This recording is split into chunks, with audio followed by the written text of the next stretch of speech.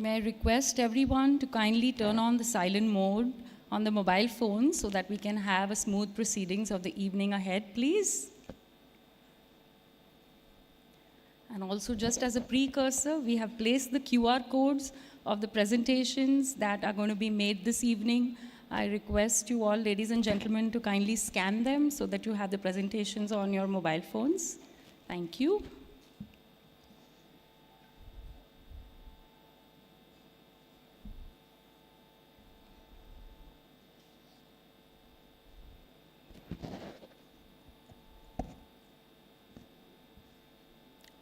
All right, I think we have the house in order. So, namaste, ayubovan, vanakkam, ladies and gentlemen. A very good evening to each one of you and welcome to today's event, The Dialogue. I am Hetal Kotak from NSE International Exchange and I will be your MC for this evening. It is our utmost honor to welcome you to this gathering spearheaded by the High Commission of India, Colombo, in collaboration with NSE International Exchange, International Financial Services Center Authority, CareEdge Global, the Indo-Lankan Chamber of Commerce and Industry, and TWCorp also. We are delighted to engage in an evening full of new ideas and dialogues and build strong bridges to partner together. It is my honor to welcome on stage His Excellency Mr. Santosh Jha, High Commissioner of India, Sri Lanka, to mark the beginning of the event with his opening remarks. Thank you, sir.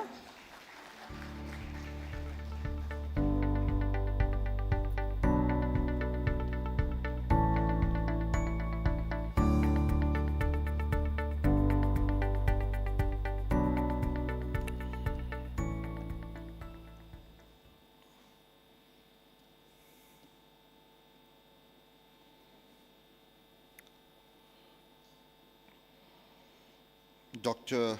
Pradeep Ramkrishnan, Executive Director, International Financial Services Centers Authority. Mrs. Revati Parag Kasture, CEO of CareEdge Global. Mr. Venkat Ramani Balasubramaniam, CEO, NSE International Exchange. Senior officials from the Government of Sri Lanka, Securities and Exchange Commission, Colombo, Stock Exchange, business leaders, friends from Sri Lanka and India, Ayubovan, Namaste, Vanakkam. It is my honor and privilege to welcome all of you to this very important dialogue on credit and capital, building trust through ratings and regulations, a platform dedicated to unlocking the boundless potential of partnership between Sri Lanka, Sri Lankan business, and GIFT City India, India's rising international financial and technological hub. As Prime Minister Shri Narendra Modi once said, India is not merely a market, it is a partner in your progress, and your is Sri Lanka here, just to clarify. Today, GIFT City embodies that vision, a space not just for transactions, but for transformative cooperation. I'm especially delighted that we are holding this important event at a moment of renewed energy and collaboration between our two countries. It brings me great joy that this gathering, which aims to bring our capital market exchanges closer together, comes on the positive momentum of Prime Minister Shri Narendra Modi's successful visit to Sri Lanka in April this year. What better time than now to build on that and take concrete steps towards integrating our capital markets and creating a seamless financial bridge between our countries. We will begin this journey with a discussion on the opportunities, that are provided by India's Gift City. We will also hear about CareEdge Global, one of India's leading credit rating research and analytics firm. They can be valuable partners for Sri Lankan businesses looking to invest in India or raise capital in Indian markets. The third entity visiting today, the NSE International Exchange in Gift City, is a window for companies, including startups, to raise capital from India and global investors to not just expand their businesses in India, but go global. Friends, a few words about the Gift City. It is not just a cluster of buildings or a commercial zone. It is the embodiment of New India, agile, ambitious, and globally connected. From international banking and fintech to sustainable finance and global IT services, Gift City offers a seamless, future-ready ecosystem for investors and enterprises alike. It is India's first operational smart city and international financial services center, offering world-class infrastructure, tax incentives, and regulatory clarity, ease of doing business on par with global hubs, a gateway to global capital markets. Once again, let me quote Prime Minister Modi, his call to India for reform, perform, transform. Gift City is not just a reform, it is a transformation of how finance, innovation, and enterprise can thrive together. We welcome Sri Lanka, our closest maritime neighbor, to progress with us on this journey. Our relationship is not just based on geography. It is built on shared civilizational heritage and a shared aspiration for progress and stability. Today, our economic destinies are more interlinked than ever before. This is a time of renewed energy, as I said earlier. Sri Lankan businesses, with their entrepreneurial spirit, educated workforce, and global outlook, are perfectly positioned to leverage Gift City, not just as a financial destination, but as a launchpad into global markets. Together, we can build a corridor of trade, trust, and innovation. For Sri Lankan investors and enterprises, Gift City offers access to financial products with Indian cost efficiency, a platform to co-develop fintech solutions, a secure, regulated environment to raise capital, invest, and expand, opportunities to set up funds, banking units, data centers, BPOs, and much more. Now, Sri Lankan companies choosing to come into India or expand regionally or globally can raise debt and equity on these exchanges. It is an additional source of capital for Sri Lankan companies who wish to invest internationally.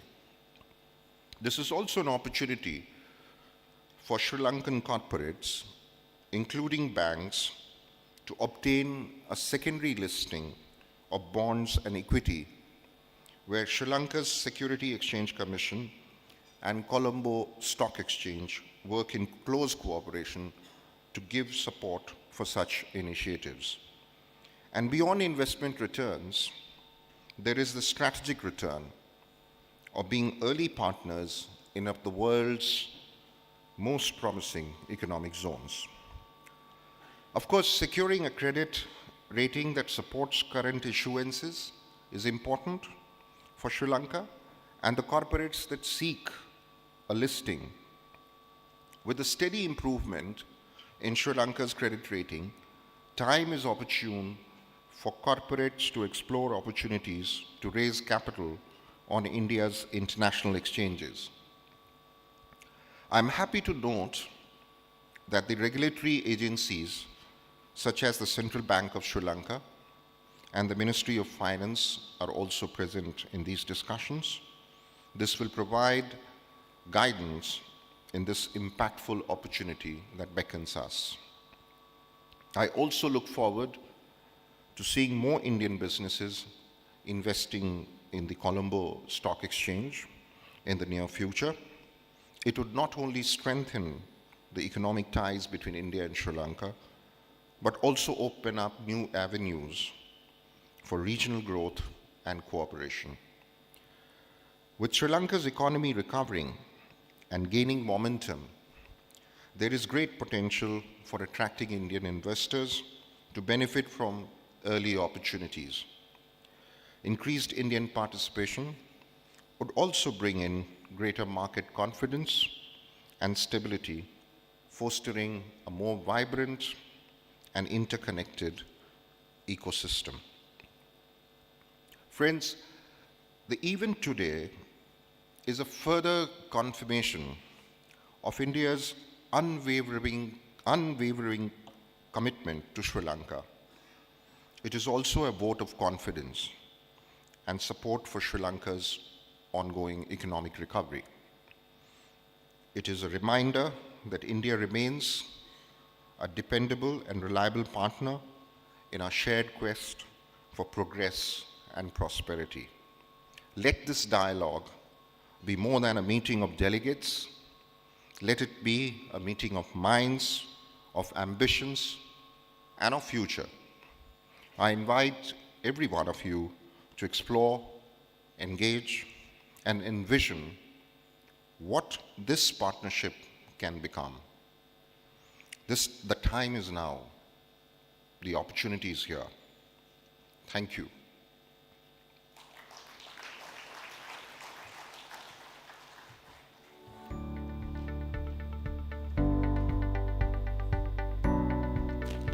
Thank you very much, sir. Your remarks are a testament to the spirit of regional cooperation and mutual respect that defines our two nations. Thank you once again. May I now request and welcome on stage Mr. Pradeep Ramakrishnan, Executive Director, International Financial Services Center Authority, IFSCA, for his remarks and presentation, please.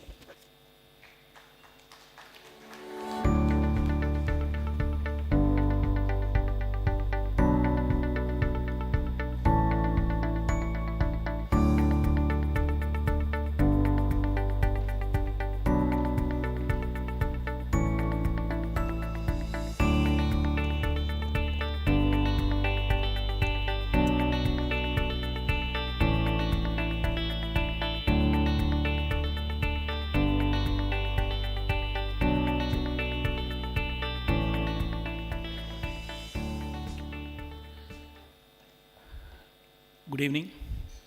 Ayubovan, அனைவருக்கும் இனிய மாலை வணக்கம். It's an honor to be here. I would like to first thank the High Commissioner for making my task easy, for giving an excellent primer about the gift city. So I have a short time, as I was warned by Hetal not to delve too much into what exactly it is, because we can have a lot of deep dive discussions on the sidelines. So I'll just give you a primer as to what exactly Gift City is and what it offers to everyone, including the globe.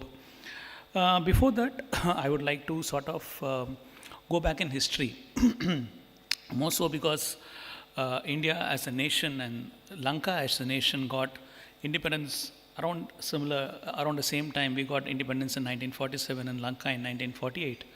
So we have like sort of been around independent for almost 7 decades, right? So from 1947 till 1991, India followed a mixed economy type of, the way of doing business. So essentially it meant that while the government would be in business in a lot of sectors, there will also be private private also would be allowed in doing business, but it would be licensed. So it used to be called as the license Raj. Now, while India has never been a defaulter, while we did borrow a lot of foreign capital over a period of time, there was a point in time in the late 80s, early 90s, where we were actually asked by the IMF to ship our gold for getting more loan. So that was the time when our lawmakers said and policy makers decided that, okay, probably the time is ripe, probably the time has come to follow a different way of doing business, and that is what we call as the LPG, liberalization, privatization, and globalization. Now, in this, a lot of delicensing was done. Largely, all sectors except defense and railways were privatized. A lot of foreign capital came in, and India as a nation started, reaping the benefits of this right from the mid-90s onwards.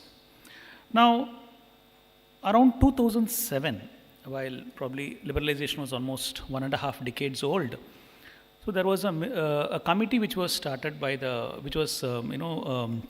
convened by the government under the chairmanship of a very foremost thinker, Mr. Percy Mistry, to develop Mumbai as an international finance center. So Mumbai is India's financial capital, right? And the committee submitted its report, and like it happens, it took some time for someone to act upon it. The present Prime Minister of our nation, who was the Chief Minister of Gujarat at that point in time, he seized the opportunity and he said that, okay, let me bite the bullet first. And that is how he started this whole concept of GIFT. Now, what is GIFT? Gujarat International Finance Tech City. That is India's first international finance service center, and that is how it was born in 2012 with the laying of a foundation stone. Now, it took some time for it to develop because a lot of things were different, and we had to bring in rules, regulations, and at one point in time, after almost 8 years of laying down the foundation stone, an integrated regulator itself for this place. Now, what is this gift city, right? Now, if you look at this place, this map, there is a small place called the International Financial Service Center. It's around 300 odd acres. And the entire area is around 900 acres, but 600 of those acres is something what you call as the domestic tariff area. But what we are talking about today as the gift city is this 300 acres. So essentially it is India's first exclusive financial services special economic zone, right? And so generally special economic zones are for manufacturing. This is the first one which is exclusively for financial services. It's been developed as a greenfield smart city. So I would actually welcome you all to visit to a sort of, probably fathom as to what I'm trying to tell you, because it's developed, we have got a centralized cooling plant for the entire city. We have a smart waste disposal system and whatnot. So at present, almost 13 million square feet of land is under development. Already we have got some 12-13 buildings which are already there. And we are also trying to bring a lot of things, like we are having international universities and other things, which I'll tell you as we go along. Now, whenever there is an international finance center, if I'm going to ask you what is an international finance center, what comes to your mind? So a lot of people are going to talk about a Singapore or a London and whatnot. And why does this come to your mind? The reason is because there are certain things which these international finance centers offer, which your domestic finance center does not offer. Now, one of the main things is the fact that there is a tax exemption, which I'll tell you about. But how does this work? How is it different from India, right? And how is it different from the rest of the world? First of all, the rules and regulations that are applicable to India as a jurisdiction don't apply here. So you have the Reserve Bank of India, you have the Securities and Exchange Board of India, you have the Insurance Regulatory Authority. Now, they have laid down rules and regulations for the India domestic region, whereas these regulations don't apply here. So for the purpose of the gift of the IFSC, a person will be treated as an offshore non-resident, and business is not done in the Indian rupee at all. It is done only in international currency. 15 currencies are permitted at present. There is a tax holiday which I'll come to you where it is. And we have a unified regulator called the IFSCA. Now, earlier, between 2012 and probably 2019-20, we did have the Securities and Exchange Board of India, the RBI, others, etc., having, actually having jurisdiction over the GIFT City.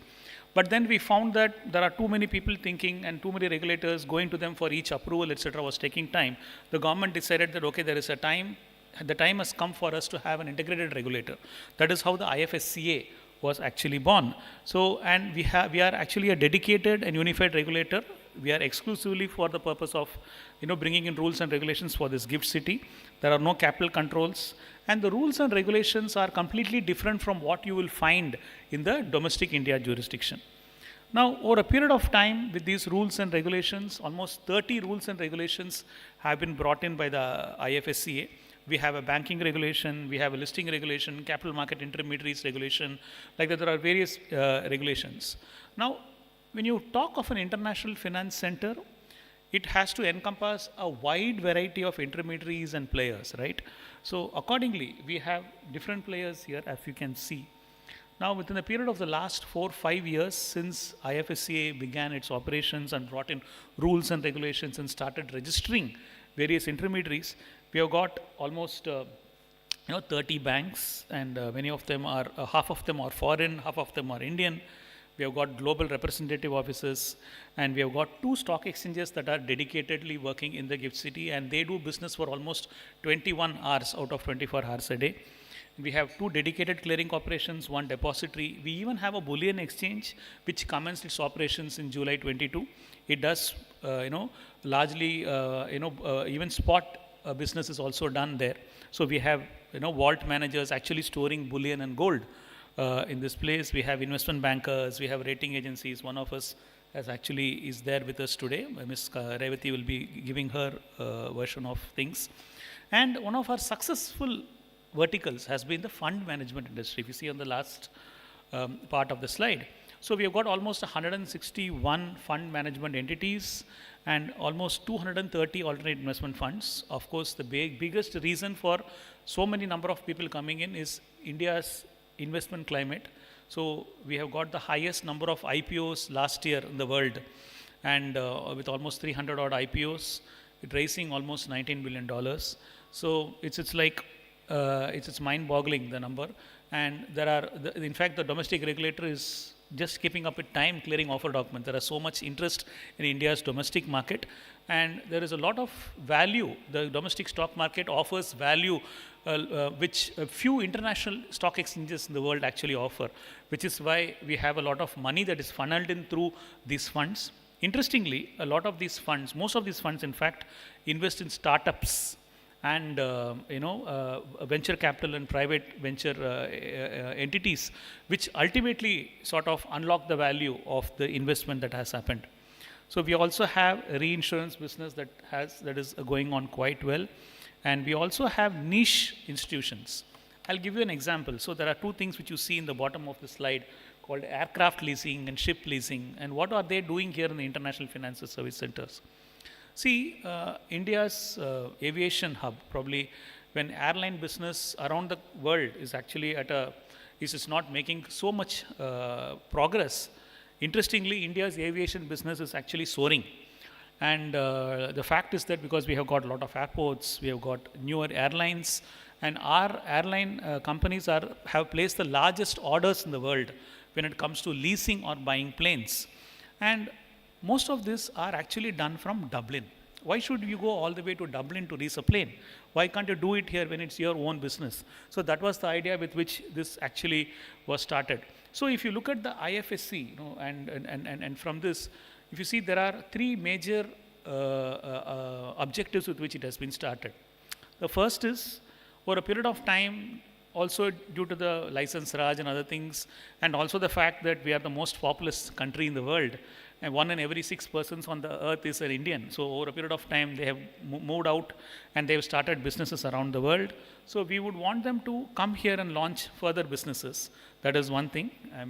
And secondly, we also want to, so we call that as onshoring the offshore. That is a tagline which we call it. The second one is we want to be a hub for global capital flows. Now, when I say global capital flows, it also includes something very interesting as sustainable finance, right? Because sustainable finance is the buzzword, and India is a very serious player as far as sustainable finance is concerned, irrespective of other countries, many other countries who have like gone back and forth on promises. We are not only wanting to raise sustainable finance to achieve our net zero goals, which we have set by 2070, we also have midway goals, like for example, we have one in 2030. And I'm happy to tell you that we have probably one of the few nations which has already achieved its 2030 goals, so much so that we have pushed our goals even further so that we can do it. So we also need a lot of money. So some of the estimates say that India needs almost 10 to 20 trillion dollars to achieve its net zero goals. So which means that a lot of such money has to also come from Indian entrepreneurs and entrepreneurs from or funding institutions from around the world. So the last one, objective why we have been established, as I told you, capital is one, onshoring the offshore is one. The last one is being a hub for innovation. Okay, so now in the domestic ecosystem, there are certain experiments that we can't do because of the fact that there's this capital account convertibility controls and also a presence of a huge retail population. So, but what has this small IFSC done to us is that it has given us the scope to experiment. Okay, it also has given us ideas which we could do over a period of time, which can actually be taken care of by the domestic jurisdiction. So we have done certain experiments. We have brought in certain rules and regulations which have been tested in this jurisdiction, which have gone back to the domestic regulators, and they have sort of taken that into account and tried to experiment there. Now, as I told you, an IFSC is incomplete without talent, right? We need to also have talent. We need to have the people and the businesses also for doing it. So what we have tried to do is that try to build the talent. We have global in-house centers. We also have foreign universities there. Already there are 4 foreign universities which have set their campuses. Now I invite Sri Lankan students, if you are interested, please check the brochures. You can come and study of these the courses in these international universities at half the price. Because one of the concerns for all people who are going abroad to study is the price, right? Is the cost of the courses. So what we have done is that we have brought in a lot of these foreign universities, and there are many also in the anvil who also want to come and join this place, and you can actually do it. There is no interference from the University Grants Commission of the local domestic jurisdiction with reference to curriculum or anything. You are free to repatriate your profits also back. So that is something which I also leave it with you. Now, the last piece in this whole emerging business is your accounting, taxation, and financial services providers. So that is also something which we have sort of brought. So in case there are chartered accountant firms here in Lanka who would want to do international business, so you know where to look at, right? So that is also a place where you can sort of look at. So these are the 30 regulations which I have talked about for a period of time. This also keeps increasing. There are one of the things which we have kept in mind. So for example, if I'm going to ask you, what are you looking for in a regulation as a person who is going to raise money, right? A, you will say cost of capital. B, cost of compliance. These are 2 important things that you are looking at, right? As an investor, what are you looking at? I am looking at depth in disclosures. I'm looking at transparency. I'm looking at stability, right? So these are the things which are actually sort of embedded in these regulations, and they are subsumed in every single thing that we do. Now, today afternoon there was a very interesting podcast which I was part of, and someone asked me a question which I have never been asked earlier. So he was asking this question that when you are making rules and regulations, is there a regulatory capture by global consultants? Okay, so that was a very interesting question. So I went back and I thought, okay, what do we do different, right? So what we do is that we are possibly one of the few regulators in the world who has a regulation to make regulations. How to make your regulations there is also a regulation for that. And why do we have that, and what is so different about it? Now, in this regulation to make regulations, it lays down the fact that when a regulator makes a regulation, there needs to be transparency, there needs to be public consultation. So what we do is that we put out a paper for public consultation, we receive comments, and we prepare a draft of the regulation, we put it out for consultation once again. And once we receive the comments, so essentially if you see, 2-3 things are there. One thing is, of course, there is transparency and all that. Secondly, the regulation or the law that we are trying to do is actually as much embellished by the views of the participants who are there and also from global players. Very interestingly, we have just put out a consultation paper on tokenization, which is also the rage around the world. And I'll tell you that we received almost 600 comments from around the world. Right, so it takes time for us to sort of subsume these comments and then put out a paper. So this is how we try to do that. So that whole regulatory capture thing actually doesn't exist. The concerns are actually taken care of. So this has led to almost 850 plus entities which are here. And we have Bala here, who is also going to talk about NSE IX, the success story. So we have a monthly turnover of almost 101 billion US dollars, and banking size assets also has gone up. Now, I was telling you that I will talk to you a minute about sustainable finance. I have 5-10 minutes more, Hetal? Yeah, okay, thanks. Now, we as a nation have sustainable finance goals, and we are quite serious about it. So what has the IFSC done towards this? The first thing is, now I have spent 22 years of my life with SEBI, Securities and Exchange Board of India. And one of the things I'm still proud to be part of is designing a taxonomy, a green taxonomy for listed entities. And it was largely based on the ICMA taxonomy, but it was sort of contoured to suit the Indian businesses. But for some strange reason, except for a few municipalities, no listed company raised green bonds. And I used to be perplexed as to why this happened. So I came to IFSCA after taking a voluntary retirement from SEBI, and when we discussed with international participants, we found that green investors invest differently. Sustainable finance investors invest differently. Now, how is it? Now, suppose I am from Japan. I am familiar with a taxonomy called the ASEAN taxonomy. So I know how it works, I know the disclosures, I know the pre-due, post-due disclosures and other requirements. So if you are raising finance from me, then I would prefer that taxonomy to be used. Similarly, if you take ESMA, like an European, they are comfortable with an ESMA taxonomy. So what we did was, instead of reinventing the wheel and bringing a new taxonomy for this particular jurisdiction, we said that we'll accept all the international taxonomies, right? We have ICMA, we have ASEAN, ESMA, and whatnot, and including the Indian green taxonomy. You will be very surprised to note that this has actually led to the green bond market in IFSC actually shooting up. We have had almost 100 odd issues of bonds and 150 odd issues of bonds, out of which 50 plus issues of bonds have been green, and they are into sustainable bonds, sustainable linked bonds, green and social bonds. And we even had large institutions like ADB and IFC also raising money out of this jurisdiction. So this is also a learning. It's like, see, we also always learn and we'll unlearn and we relearn again. So this is something which has happened to us also. Secondly, when it comes to ESG funds, we have brought in certain rules and regulations for ESG funds. And we have also said that the first 10 funds to register with us will receive a fee exemption. The fee is quite substantial, almost $23,000. So almost 4 funds have already used it. And in case there is any of you here or any of your friends here who want to start an ESG fund and they give to IFSC, you know that's a huge windfall in the form of a tax and a fee exemption waiting for you. Now, the last thing is that as far as sustainable finance is concerned, possibly the only regulator in the world to have brought this rule, we have said that banks who are there in the IFSC, I showed you that almost 30 banks which are there, out of their lending, 5% of their lending has to mandatorily be towards sustainable finance. Okay, this is a very unique rule which we have brought as a regulator. This has led to almost 4 billion worth of money being lent towards sustainable finance, and this is just growing. And that is also something which we have done from this place.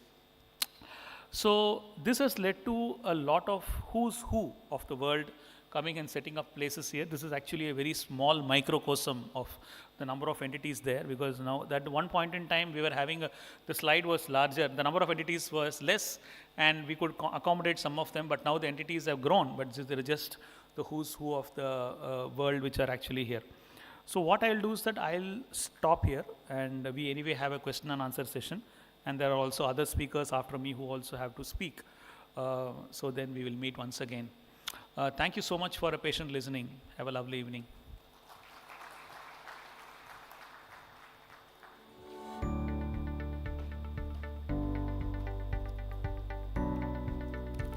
Thank you so much, sir, for vibrantly setting the tone for the evening and giving insights about access to global capital at competitive costs, tax incentives, and a regulatory environment aligned with international standards at GIFT City.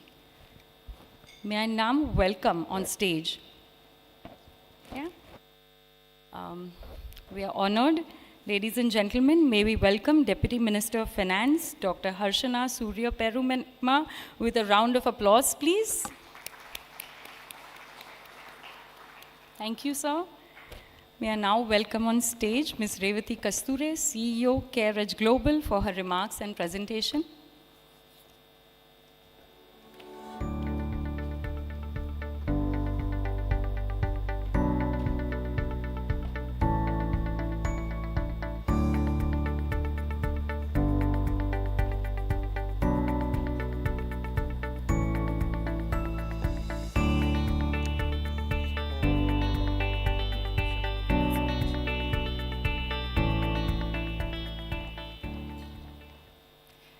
Good evening, ladies and gentlemen.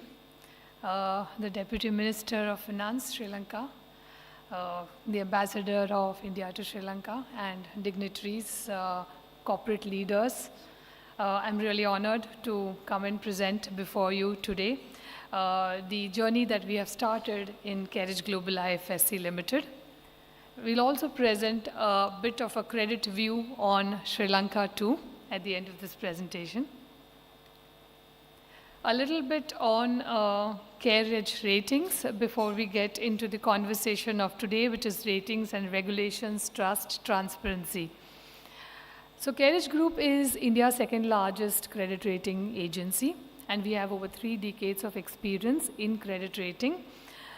We have rated about 2.5 trillion or more worth of debt in our journey, and we are a professionally managed company listed on the Indian stock exchanges. We are the first global rating agency from India to do sovereign ratings on global scale ratings from our establishment in GIFT City under the CareEdge Global IFSCA Limited banner.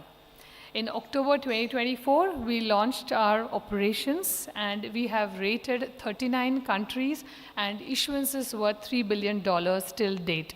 I'll take you through the country ratings a bit later. Why did we exactly get into this domain, and what prompted us to get into this domain of global scale ratings or international or sovereign ratings is essentially the fact that emerging economies GDP is going to be about 45% of the global GDP by 2027.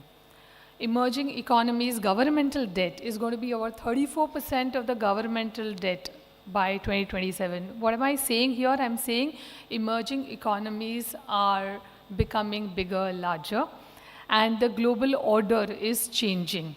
And if that is happening, then there is a necessity for credit assessments on the sovereign as well as the corporate scale to be done by an agency who understands emerging economy nuances and who can be an agency from the global south, which is why we started this initiative of CareEdge Global IFSCA Limited. These are some pictures of the launch event. We had dignitaries from India attend the event, as well as regulators attend the event. These are the countries that we have rated, 39 countries. How did we select these 39 countries?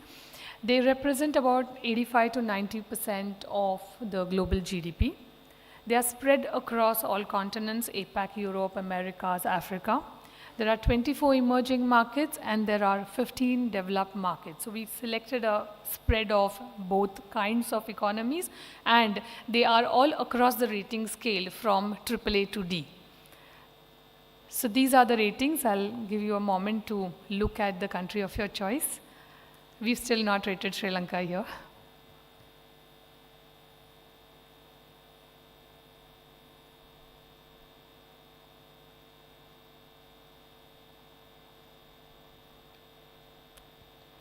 We've assigned ratings, as I said, to $3 billion worth of issuances. Some of them are listed on the GIFT exchanges. These are some of the names that we have rated in our 8 months of existence on the corporate side.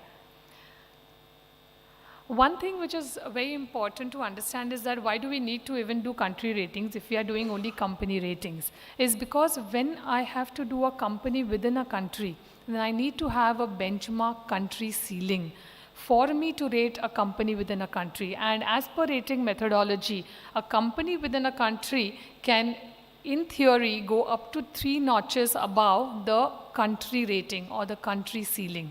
So anybody who's rated in a country which is rated triple B can potentially go to single A. That's the ceiling for a company within a country as per the rating methodology, which is why I need to understand what is the benchmark for the country rating that I'm looking at before I get into the company rating.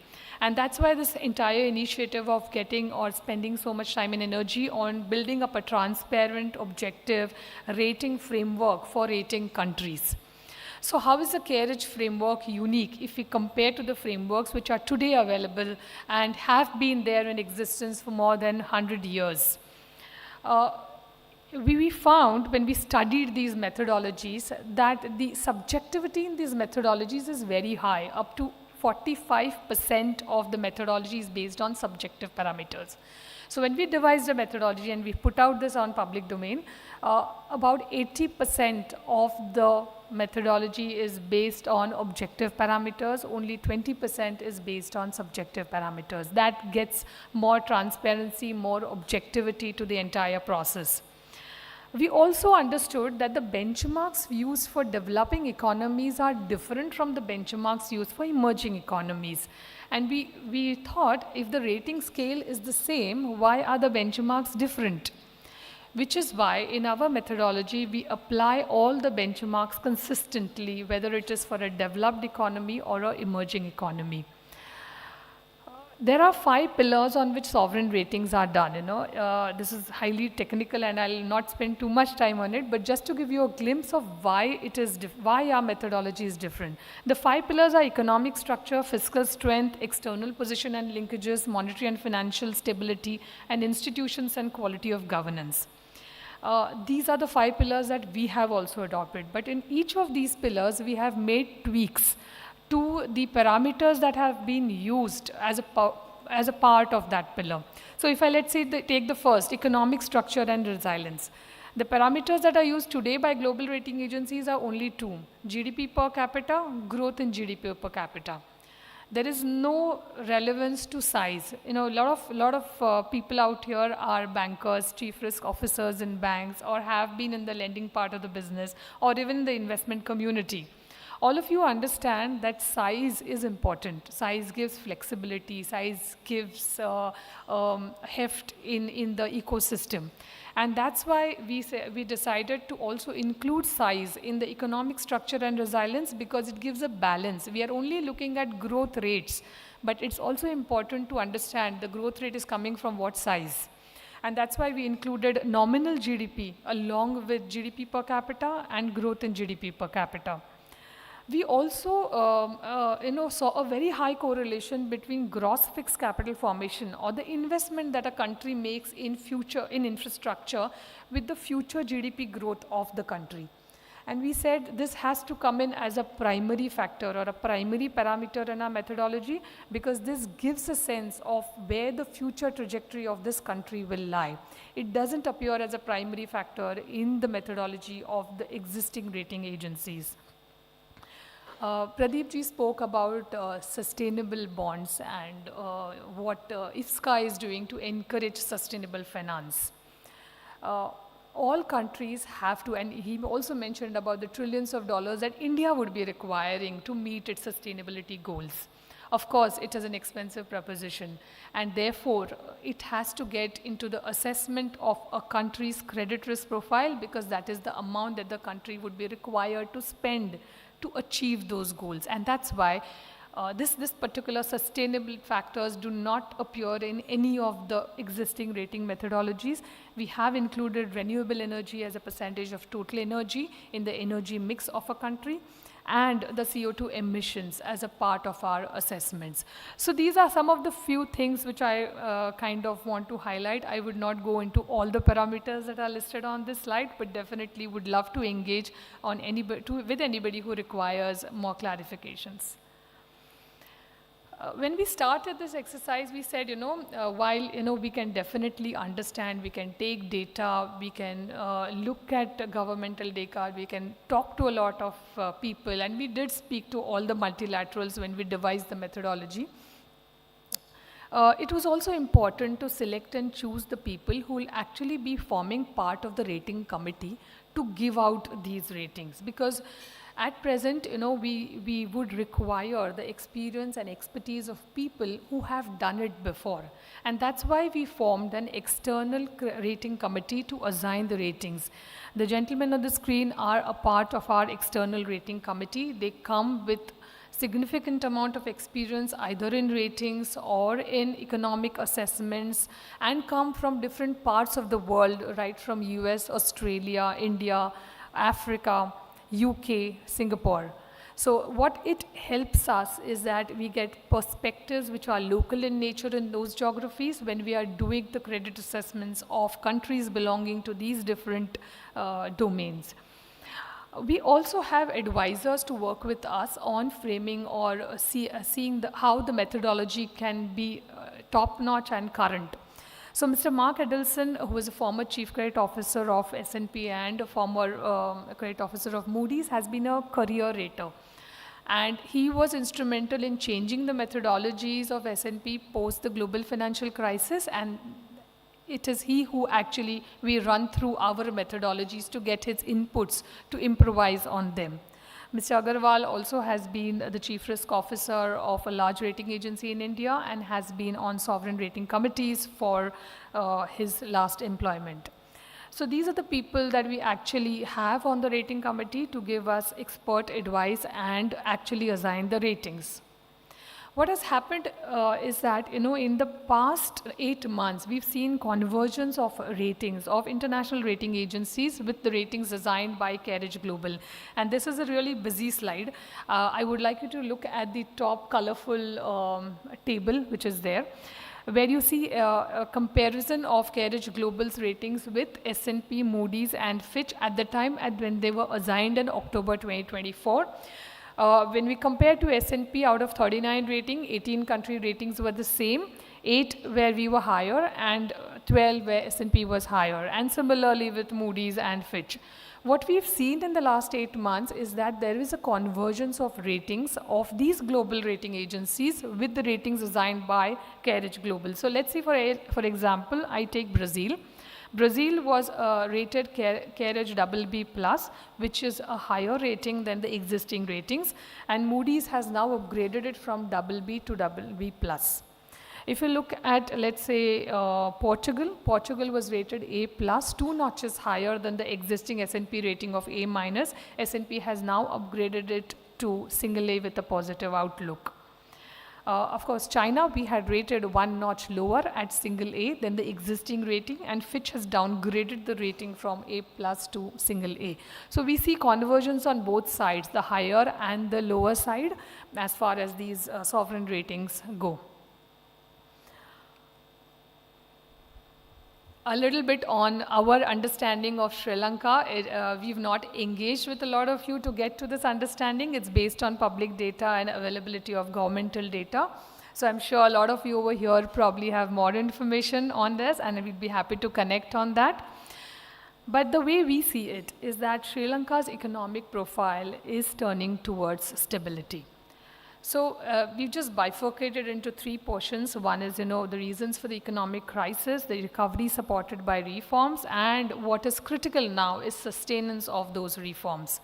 So the reasons, essentially, all of you probably know better than me, is the twin deficits, the high capex external debt, which led to a default of the country in 2022. What has happened post that is that the fiscal situation has improved after the distressed debt exchange. The inflation has steadily moderated. There's a consistent surplus in the current account balance in the last 2 years, and the political transition and policy commitment is visible. What is required is sustenance of that, improvement in the revenues for sure, trajectory of fiscal and external balances, monetary policy measures, and the monitorable, of course, remains the external, which is the trade impact or global trade impact, which the country might have to face. So if you look at this slide, which is again, I said I divided into the crisis period, the pre-crisis period, the crisis period, the recovery period, and from 2025, we expect the economy to grow sustainably at about 3 to 4%. 5% is what it grew in the last year. It probably will grow a little lesser than 5%. We expect the future path of recovery to be contingent, of course, on sustaining the reform orientation, as structural vulnerability still persists in the economy. What has really led to this economic recovery is essentially the services sector. More close to 50% of the GDP contributed by the services sectors. If you look at the economic recovery, then both the services, PMI for services and PMI for manufacturing, have been above board. The PMI for manufacturing has dipped in April 25, but that's more of a seasonal dip, nothing to be read, not too much to be read into it. But if you look at the tourism sector, then that has really grown from strength to strength on a quarter-to-quarter basis. And it's still not reaching the previous highs. So it's still having potential to reach the highs that it had pre-crisis. Sri Lanka's Human Development Index is stronger than its peers, and we think that that's a very, very vital component for its services sector to reach historic highs. So we would bank on the services sector remaining resilient. On the fiscal side, there has been a reduction in gap between the revenue and the expenditure as a percentage of GDP, and tax collections have gone up to 12.5% of GDP. However, it's important that the tax collections remain high and close to 15% of GDP in the coming years for the economic recovery to sustain. The primary balance is a surplus. This is the balance before the interest, and we expect it to continue to be in a surplus. And the government debt is expected to be on a reducing scale for sure. As a result, the interest burden is something that probably will reduce as we go ahead, given that the revenue would increase and the debt affordability, therefore, would be better. So the economy is today well positioned to crystallize this recovery. If you look at competing, or similar rated peers before the crisis, then we have these countries. Where Sri Lanka stands today is that, on the x-axis you have GDP per capita, and on the y-axis you have GDP growth for the next 5 years.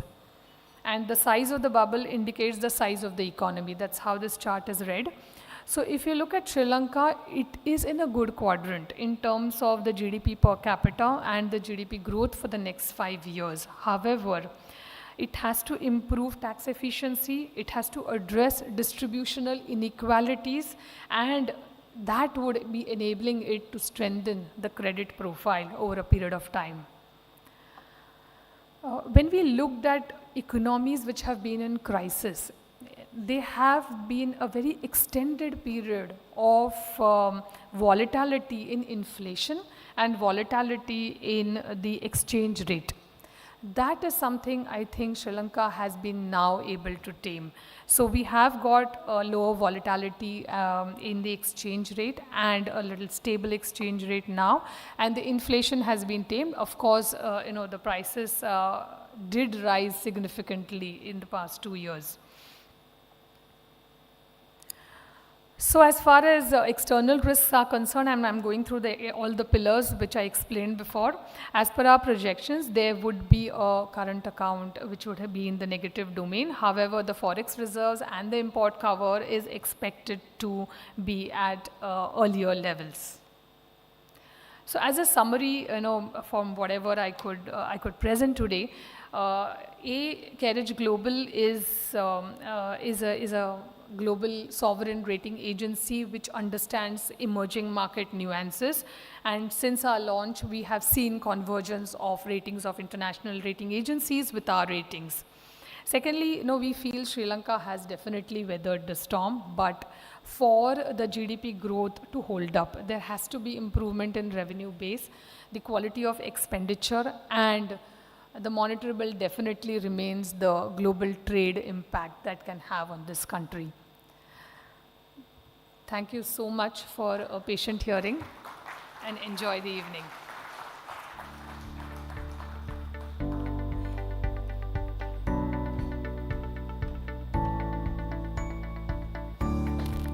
Thank you so much, ma'am, for a crisp and clear idea on the global ratings perspective. May I now please welcome on stage Mr. V. Balasubramaniam, MD and CEO, NSE International Exchange, IFSC, for his remarks and presentation.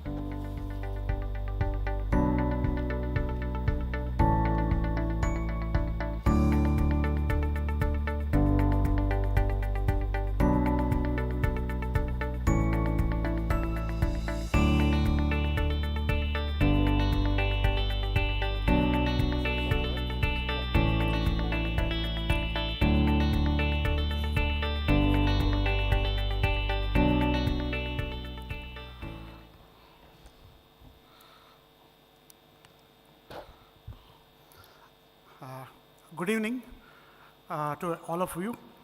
First of all, let me thank Dr. Ashna Suviprama, Deputy Minister of Finance for Sri Lanka, and our Indian High Commissioner for giving us this opportunity to be here in Colombo today. In fact, I come to Sri Lanka almost after 13 years, and I can see quite a lot of transformation in this part of the world, and it's a very pleasant surprise for me. My previous speakers actually covered quite a lot in terms of what the GIFT IFSC, or the new financial center which is emerging in India, is actually capable of, and what it can do for entities, both for Indian entities as well as entities around the world. And I think Revati presented the perspective on what the rating agencies can do and how global ratings can start from global south, because so far only the Western powers used to rate others. So effectively, it's a new opportunity and a new reset, which is again possible.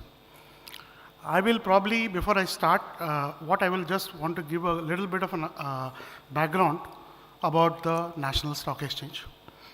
National Stock Exchange, since Pradeep mentioned about the financial liberalization which happened in 1991, actually one of the first liberalized entities or what transformed India was by creation of the National Stock Exchange of India.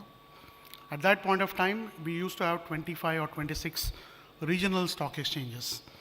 And NSE became one of the transformative ideas where we created a single unified market where actually everybody could trade. And secondly, we actually made it a technology-enabled exchange. Today, as we speak, we are probably the world's largest exchange, one in number of transactions we handle every day. Second, we are the world's largest exchange in number of contracts which we trade on the derivatives. Third, we are the third largest exchange in terms of the number of equity shares which are actually traded in a single day. So this is just to give you a quick testimony on what quickly we have kind of transformed. And I think Pradeep also fleetingly mentioned that last year, NSE actually overtook NASDAQ to become the largest IPO fundraising market in the whole world. And I think even in this current year, the trend is phenomenal. We are already seeing a lot of listings happening in India. I used to be part of the team which set up the NSE way back in 1993, and after almost now 32 years, I can look at it with a lot of pride. But in the same vein, I think what now we have created as a baby of NSE, which is the NSE International Exchange, as also a kind of a transformative idea. So far, India was looking at only reforming from inside.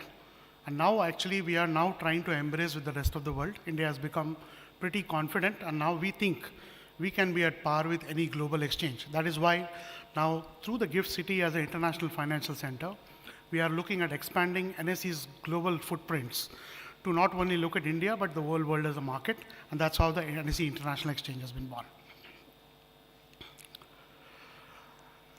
I think Pradeep did mention about this, but primarily this is actually something which has come as a reform of our government, where actually this Maiden International Financial Center, which we have created here, was something which I think more than a century back, India used to have a very vibrant stock exchange. In fact, India has the oldest stock exchange in Asia. And in some sense, India has always been a market where a lot of entrepreneurs, a lot of trading activity has always happened. And what Prime Minister has actually done is he wants to galvanize it into becoming an international force. And already one big reform happened, which is basically creation of the IFSCA authority. So earlier we had multitude of regulators with us, Reserve Bank of India, the Securities Exchange Board of India, IRDA, PFRDA, and many financial regulators. What we have done here is we have unified all of them and created a single regulator with a single window clearance for everyone. So a lot of people just pay lip service to ease of business and single window, but this is a proof and testimony that IFSC authority is already on the ground. It has established all this, and there is a single window clearance which they provide, and they are regulating so many businesses across banking, funds, capital markets, financial services, and they are even expanding into non-traditional areas like universities. They're expanding into aviation financing and so on and so forth. So in some sense, there are more, we expect more things to start coming into the GIFT City. I already gave you a quick glimpse in terms of what the NSE group is and what it has achieved. Just to give you a little bit of sense, we have actually a reach which actually looks at almost 210 million accounts which actually trade in India. So that is the depth of our market. In fact, if you look at it, probably we are the one market where the number of retail investors or common people in India who come directly and participate. So this is virtually a democratization of market. Anyone in India could simply use a hand phone and open a broking account and straight away start trading on the exchange because everything is digital. Banking, broking, settlement, opening a depository, everything is just with few clicks. So effectively, that is the dividend which we are seeing. And I think we have just reached the tip. We feel that in the next 10, 15 years, probably our target is to take this number from 21 crore to probably 50 crore. That's the kind of a target. Also, the Indian regulators, even SEBI is as old as 1992. So this also was born as an institution after the liberalization happened. And Pradeep comes from that institution, that is the alma mater. So that trust and transparency and creating a level playing field for everyone actually has created a lot of protection for investors. And that is actually a rock and bed for any market. So today we are a neutral venue. We don't have a single identifiable promoter. Everybody here is a professional. So effectively what we have created is a very, very transparent mechanism in which people can come. And today, because of the kind of digital systems and the kind of digital capabilities which exchanges like us, or as we call ourselves, market infrastructure institutions we have, today we are able to even do a lot of tax collection for the government. Okay, so that is something which always emerging economies face a problem, where there are a lot of tax leakages, a lot of people don't come in the tax net, which also affects the overall macro stability and macro ratings and so on and so forth. We actually as an institution, because of our reach to 20 odd crores, anyone who touches the capital market, we are able to online calculate the tax liabilities, and the income tax department is able to collect, and we actually collect it every month and deposit it. So effectively that's what we achieved. Now let me come to the story on the NSE International Exchange. I think we are, at this point of time, we are just a nascent startup. That is the way we look at it. But having said that, we now have a track record of close to about 5 years, out of which the big movement actually started from 2023, which is just almost 22 months. And what we did is, we actually got one of our big benchmark contracts, which used to trade offshore in Singapore, to come back to India. And that is something which has given us a big leg up. Secondly, what we have also done as an exchange is, we have gone beyond Indian shores and also registered with international regulators. Today, US, which is the largest global market for financials, we have actually gone consciously and registered ourselves with SEC, the Securities Exchange Commission in the US, also with the CFTC, which is the Commodities Futures Trading Commission. We have got the exemptions from them, which actually enables US investors to come on trade on us. Secondly, what we are doing out here is we are also helping Indian corporates to raise money. So far, we've been talking about sustainable finance and debt financing. In the last few years, the IFSCA exchanges have enabled a lot of corporates from India and even some supranationals to actually look at masala bonds and even foreign currency bonds to be raised from our market. Going forward, we have even more exciting story because now the Government of India and the IFSCA has already laid out the regulatory framework for equity listings. So we are eagerly expecting a lot of equity listings to happen, both from Indian companies as well as from foreign companies. As an exchange, how are we different? What is the innovation? What is the reform which we have done? Typically, we have seen that in many markets which have evolved traditionally, there are silos. For example, even in US, I gave an example. SEC looks after the securities and the options market. CFTC looks after the futures and the commodities market. So there are two regulators.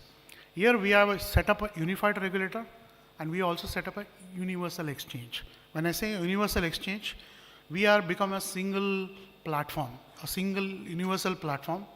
It is like instead of going to multiple stores to buy different things, you can come to one single platform or one single mall where everything is available, everything is netted across the board, and effectively we straddle all asset classes, be it equities, be it fixed income, be it currency, be it commodities, and even some of the financial engineer product like depository receipts. And I think we can keep on going because there are REITs, structures, there are investment trusts, units, funds, everything can be traded in a single platform. And broadly, the NSE's vision is that NSE International Exchange vision is to become a preferred financial gateway, preferred venue and a financial gateway for both inbound investments and outbound investments. So I'm making this very consciously because we feel that a lot of Indians now are becoming affluent. They are looking at also investing in the rest of the world. And they are looking at probably diversifying their asset portfolio. And to that extent, I think going forward, outbound investments from India is also going to be a big story. And as an international exchange, thanks to the innovation mindset at our regulator, through a regulatory sandbox, what we did is we actually got the top 120 companies from New York Stock Exchange and NASDAQ in a form of an unsponsored depository receipt. And today, every Indian can have an access to buy an Amazon share or a Google or a Apple or a Netflix or a Tesla or a Nvidia. So these are all possible, and effectively all this economic activity, all these intermediary activities now being captured through the GIFT International Financial Center. So these are just, I will say, these are all things which have already happened, and this is just 5-year-old exchange which has started doing it. I think we have a long road in terms of doing more things, and that is what actually brings us to Lanka also, to see how we can look at creating cross-border opportunities between both the countries. I think in any financial market, any investor, for him the most sensitive subject is tax, right? We all want to pay zero tax, if possible. That is utopia. But honestly, we all also have a sense of responsibility to our country. So we know that we have to pay some tax, but it should be moderate. It should not be something very, very large. And I think GIFT International Financial Center has embodied this particular quality. As an OECD country, any jurisdiction which actually doesn't tax is considered to be a global tax haven. And in fact, is punished, and today FATF norms and all of them actually don't look at it in a very positive way. Even investors, including large investors, funds, they also say they don't want to go into these kind of zones which are tax havens because it gives them bad reputation. So if you look at good investors, good kind of institutions, they want to come to a center where there is tax certainty, there is a low tax regime or a moderate tax regime which is acceptable based on the kind of market. And in some sense, at GIFT, we have tried to achieve this. So just to give you a quick sum, on the left-hand side, I've talked about tax benefits for every investor. So we don't have any transaction taxes. In India, we collect a lot of transaction taxes. That's how NSE actually collects it at the end of the month and gives to the government. Here, since we are primarily talking about offshore investors may be paying tax at their home jurisdiction. So we don't want to create an additional burden for them to pay also in the investment destination market. So what we have done is we have actually removed all these kind of friction taxes, whether it is a securities transaction tax or a commodities transaction tax, and also no capital gains. And this is something which we have done, and there are no stamp duties. And also for fixed income players, anyone which is a GIFT IFSCA entity, a regulated entity, if it wants to raise international capital on debt side, there is zero withholding tax. And Indian corporates, we also extended that if they actually come to the GIFT City and do a listing, there is a lower withholding tax regime which is applicable to them. So these are some of the incentives or the fiscal incentives that the government has created. And these are something which we have carefully studied all global centers. So effectively, we are almost benchmarked with Singapore as far as taxation is concerned. Secondly, any international center will definitely need regulated entities, intermediaries, which actually Pradeep showed in his slides, which are banks, which are stock exchanges, clearing corporations, stock brokers, investment bankers, advisors, all these fund management entities, all these advisors. So for them, the government has actually given them upfront a little bit of an incentive. It has rolled out a 10-year income tax holiday out of 15 years. But at the same time, as I said, we don't want to make it zero. So there is a minimum alternate tax of 9% which is applicable, which is a high single digit, but still a moderate kind of taxation. So anybody who wants to come and do business can do with these kind of stuff. And since Gujarat is the state in which GIFT City is there, the Gujarat government also gives certain incentives from its state's coffer, which also enables job creation, because in all countries the governments want job creation to happen. So they have actually rolled out some employment related benefits. So everybody has to pay some amount of their salary which goes into the deferred pension or a superannuation fund. So that contribution has to be matched by the employer.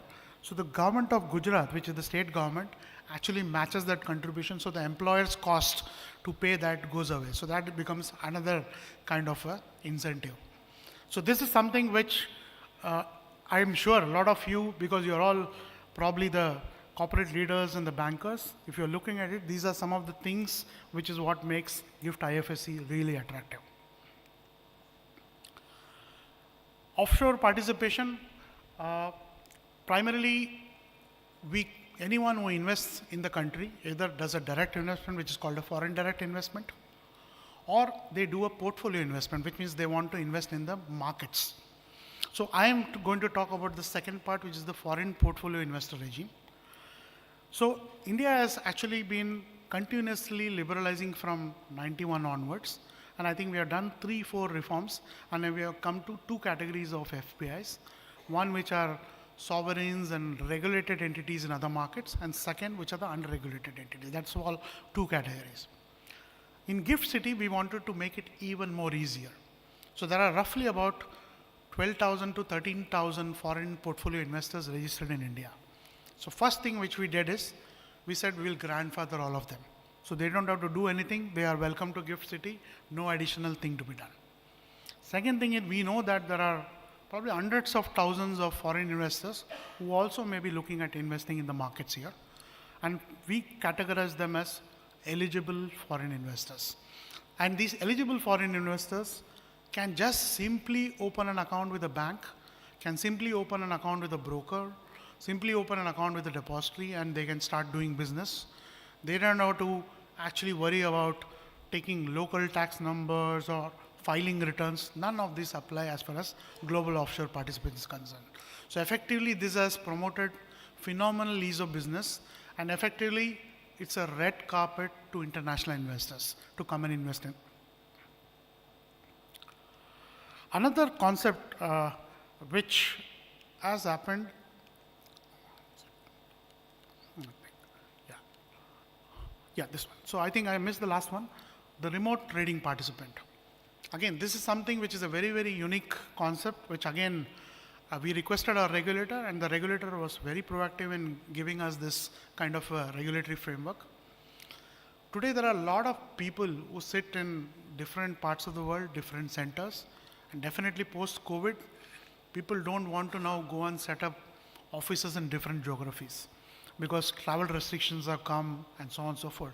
So nowadays, the biggest institutions call something called follow the sun model. So effectively, they want the same center, but they operate in 3 shifts, in 3 time zones, but effectively they can trade all the world markets. And in some sense, what we wanted to do was to capture this piece. And that's why we wanted a remote trading participant framework, which means large funds, large traders, large high frequency firms, all of these can sit in New York, Chicago, London, Amsterdam, Tel Aviv, Hong Kong, Singapore, Tokyo, Sydney, wherever they are, and still they can come and trade on our market. So we don't want them to come physically and shift out here, but we gave them almost equivalent status like a broker dealer, but the caveat is they can only trade on the principal book or only for themselves. That is a proprietary trading. So this again is a very large kind of piece of legislation, which again is very unique from this perspective, because that means we are able to attract more and more participants to come to the IFSC. So I talked a little bit about how the Singapore market moved in. So these are some photographs of the first successful cross-border partnership, which is the NSE IX Singapore Exchange Connect. And what we did is we got Singapore Exchange to set up a special purpose vehicle company in the gift city, and they have become our trading member and clearing member. And we are given them some few privileges. So effectively, they can actually pool their own set of investors and bring the order flow into us. So this is just a beginning. This is just one of kind of a pilot which we talked about. And since this Connect went live, before that, the amount of trading which used to happen on Singapore on this product actually has doubled in less than 22 months. So that means when you actually pool people to come together and create a single liquidity pool, it actually 1 + 1 doesn't mean 2. 1 + 1 can actually become 11. And this is what the symbolism here is all reflecting. These are just some statistics in terms of the number, but interestingly, let me tell you, many people ask me this question: how do you compare in terms of size compared to the domestic market? So Nifty is the NSE 50 index, which is the benchmark, which normally all the international investors use and even domestic investors use. So there is a futures and options market by which people can actually play in the market, both in terms of having a long position or a short position. So in NSE International Exchange at this point of time, on the Nifty futures, the amount of trading which happens on the domestic market, that is in my parent NSE, compared to that, the NSE International Exchange volume is almost double the size. So this may sound a little startling, but that shows the amount of interest in Indian market and amount of interest amongst global participants in interest market, and why they want to come to an international center to access it. So earlier they were going to Singapore to do it. Now they are coming to India's own financial center to do it. And this is some numbers in terms of how our exchange volumes are exploding. So we have a CAGR growth rate of almost 88% over the last 5 years. More importantly, I think today's audience will be actually interested in this, because raising funds is something which all corporates, all bankers, everybody is interested in. And that is the basic function of any capital market. And I think what we are doing here is we are actually creating a nice framework where companies from India, companies from abroad, which could actually come and raise money in GIFT. And we are giving them access to the huge pool of Indian investors who can all invest into GIFT City through a liberalized remittance framework, wherein each individual is allowed to remit $250,000 US. So if you have a family of 4 as a unit, it's about $1 million per family effectively. So, you know, India is home to almost, I think 1.4 billion people. I think even if you look at the top 10% of the population, which is like basically 14 to 15 million people, if they take out $1 million, the number could be mind-boggling. Numbers could run into almost hundreds of billion, if not trillions. So this is the potential in terms of why companies should come and look at our center. And at this point of time, we have been enabling a lot of international companies to also look at debt listing. Incidentally, one of the banks here is probably going to look at it, and we can bring in a lot of visibility because NSE as an exchange is well regarded. Our data flows into every news wire in the world, be it the Bloombergs or the LECG, Thomson Reuters, Refinitiv, whatever you call it, whichever agency, they will be picking up our feed. And more interestingly, we run a market for 21 hours. So idea is, if somebody wakes up in Japan, you should be able to trade on my market. Somebody before going to sleep in San Francisco should also be traded on the market. So effectively, we are saying we are catering to the entire global audience. So effectively, what we do is when we bring a company and we get them to on our platform, we are opening it to a pool of investors to the entire world.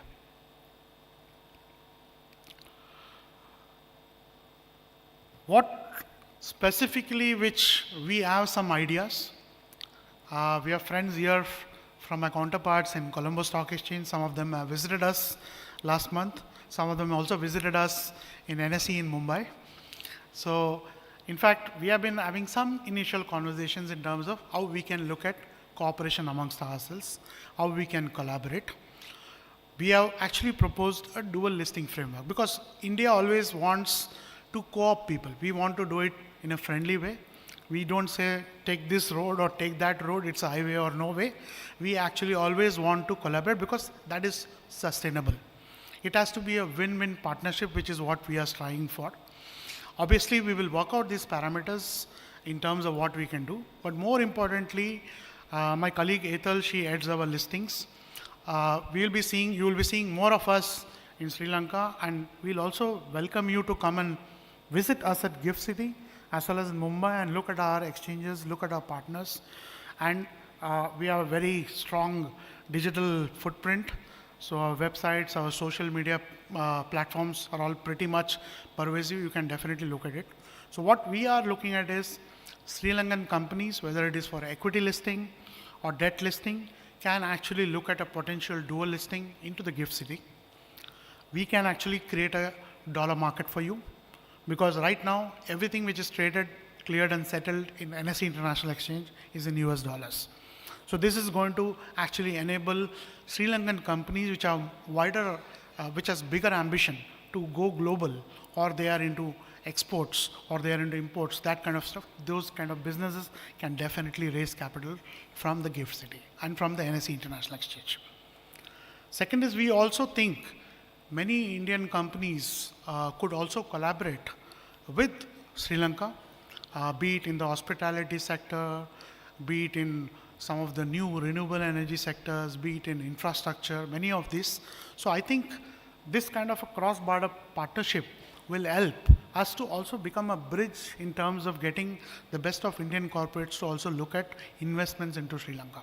So these are something which we can definitely do as an exchange. And an exchange is always a very simple business. I call myself as a port. I'm a port for capital. Be it a seaport, be it an airport, be it a railway junction or a bus stop. Finally, our job is to bring capital from one place to the other, and it has to move from a guy who wants to make returns to a guy who wants to put it for productive usage. So effectively, we get investors and issuers together, and that's the job of the exchange. So this is again just some reflective list of companies which have raised money on us. I'm not going to dwell too much on that. And I think Pradeep did speak a lot about the ESG or the green bond market or the sustainability platform. So NSE IX has established an international sustainability exchange platform, or the ISX, and we are already seeing a lot of ESG companies coming in and listing their offerings. And this need not be just limited to bond markets or debt offerings. This can go to green REITs, this can go to green funds. So the possibilities are endless. And I did already mention that we also created an outbound access market. So there is also a possibility that investors who have dollar capital, which could be large family offices or high net worth individuals in Sri Lanka, they could also look at using the GIFT City for accessing international diverse assets to invest in. So these are again possibilities which are there. I already covered RTP. And I think the way forward for me is that we have just begun our journey. It's 5 years now. But I think in the next 10, 15 years, we'll become a pretty large force multiplier, and we'll become a global exchange, and that's what the vision is. And we'll definitely want to partner in progress with Sri Lanka. And Sri Lanka is always close to heart for India. And in some sense, NSE International Exchange will probably extend that. Thank you. So with that, probably I will just end my presentation. Thank you so much.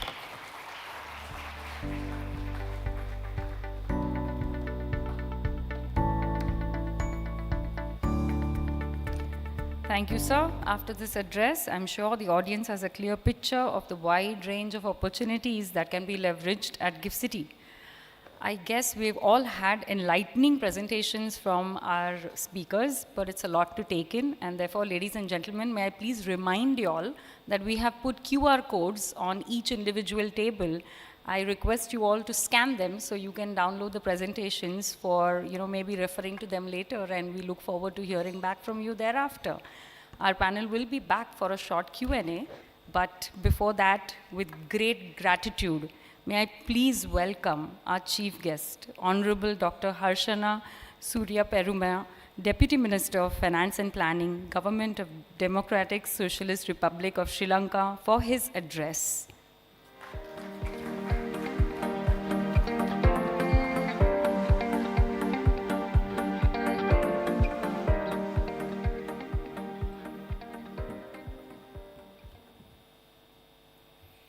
A very good evening to my dear friends, but more importantly, Ambassador, no stranger to the relationship that we have built as two nations, and your role in doing so, to getting many of us together in that journey. So once again, thank you very much for inviting me for this session. The financial markets that we are looking and that we are discussing today has a great role for the word integrity in it. This is why the endeavors such as the ratings that we discussed, and the agency presented a very good picture in terms of your capabilities and capacities that you have ventured outside. I suppose naturally it is the next thing to do for a giant like India. They've established themselves very well, going globally in terms of advocating and establishing presence in terms of validating financials. It is an ecosystem. As a government, as businesses, it is very important. Instead of we telling what we do, an independent party coming and verifying it as to whether what we have told is the correct in terms of numbers, in terms of conduct. So it is very important for rating agencies to work very closely with the business enterprises, assigning ranks and credentials based on the past performance as well as the projections for the future. Same applies to a country as well, like Sri Lanka. It is no secret that we have gone through a tough time. Right throughout, we were assisted by India during those hard times with personal intervention from the ambassador that we know to support us in that journey. That is the past. We have come to a particular point in time. Sri Lanka is recovering. The fact is established. The political stability that we offer, the economic stability compared to the level that we were, provides a great potential for investors to look at Sri Lanka. Our entities offer wonderful multiples, the great potential for those entities to go to the next level. I suppose that's where the collaboration, the achievements of NSE that you shared, it offers the opportunity, both Sri Lankan entities as well as Indian corporates, to work together, to understand the strengths of each other and to see how we can collaborate and get listings on each other's exchanges. I can see from the Sri Lankan exchange also, the team leaders are here, senior management. We have a story of our own to tell, but at the same time, there is convergence, there's ability to work together and collaborate to benefit from each other's strengths. One market might have gone ahead than us, than to Sri Lanka. That's where the opportunity to work together and to allow the benefits the markets have to offer to each other in terms of the investor pools, in terms of the entities pool, in terms of the diversity of products that they have to offer, multiple benefits and opportunities to explore. In this journey, in the Sri Lanka's context, the characteristics that we offer as a nation for investors. In one angle, the social dynamics. It is positioned in a place seated next to India with well-educated population, access to Sri Lankan markets, multiple overseas markets based on the FTA agreements and other bilateral agreements that we have. There are multiple advantages by investing in Sri Lanka and working with Sri Lanka. That is where the future, that's where the potential.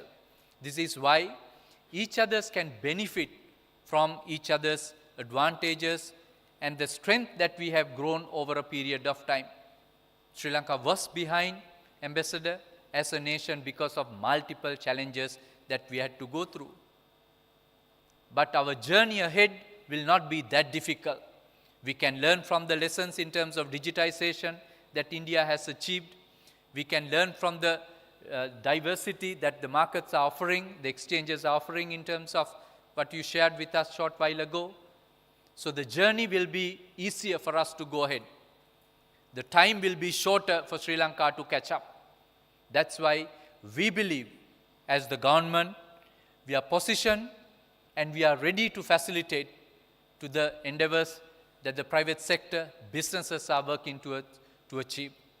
Government is confident we will be able to take our nation to those milestones that our businesses are looking forward to. When getting there, we are not alone.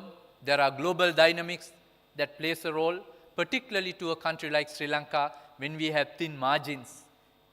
We are trying to recover, but we are positioned well in terms of our reserves compared to where we were 2 years before.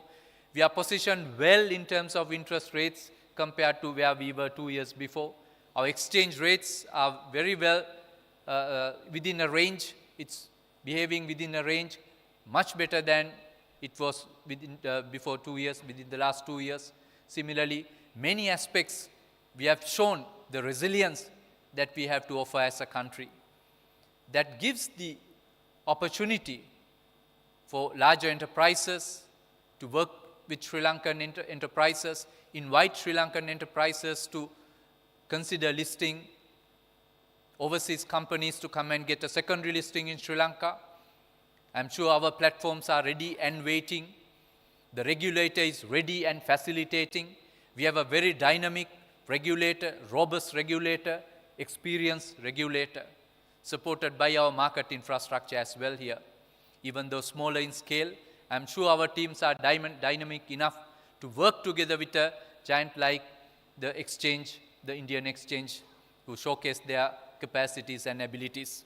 I was fortunate sometimes back to visit your exchange a few years back and to understand firsthand and experience firsthand the capabilities that you offer. I suppose that is the journey. The crossroad that we are in is to work together and benefit from each other's abilities. Sri Lanka is showcasing its resilience in terms of recovery, just about to take off. Our markets are showing highest ever numbers in terms of index, the way how turnover is, that we are booking the turnover. And some of the milestones we are yet to achieve, some large FDIs or foreign inflows into the market, but I'm sure we will get there. It's not only the market is showing that country is ready. If you look at the budget that we have taken upon to achieve, from 4 trillion to 5 trillion in terms of revenue. I'm sure many CEOs are here with us today. If you want to increase your revenue by 25%, that's going to be a challenging task. But I'm sure auditors might have not qualified your financials, whereas the country's balance sheet in a challenging position, yet we are determined that we are going to go for that extra 25%. In order to facilitate that one, government is driving zero tolerance for corruption. Many of the revenues that did not see the treasury, instead it was diverted elsewhere, it's now coming into the treasury. We are making our system stronger. We are making our processes efficient. We are trying to support and create a facilitative environment so businesses can operate efficiently. Cost of doing business will be low in Sri Lanka because we have said no to corruption. Premiums that were paid previously are taken out. So it's a challenging journey, yet we are determined to achieve. That's the support that the government is extending with welcoming investors to consider Sri Lanka. I'm sure there is a delegation, there are businesses who are visiting Sri Lanka from India, the counterparts from the teams with whom we are working very closely, supported many of the times in the past to put our businesses in touch with the Indian businesses. This is a wonderful opportunity to strengthen those relationships and take our engagements to the next level. So I want to wish you all the very best on the endeavors that you're targeting, the strategies that you're trying to charter, to invite our entities to India. There are many Sri Lankan entities who have reached a particular level now to consider those listings. It will be for the strength, it will be for the benefit of the country. We don't want to consider as a deterrent when our entities are going to take a listing elsewhere. But we want to offer the reciprocity by inviting companies from India to consider obtaining a listing in the Colombo Stock Exchange as well. That's where the opportunity. I'm sure together we will be able to achieve more as two nations that we are working very closely with the support and facilitation. I'm sure the business community will continue that journey to achieve greater heights and to take Sri Lanka to a greater level. So once again, thank you very much for inviting for this session. I will wish all the very best for your discussions and subsequent engagements that we have planned for. Thank you very much.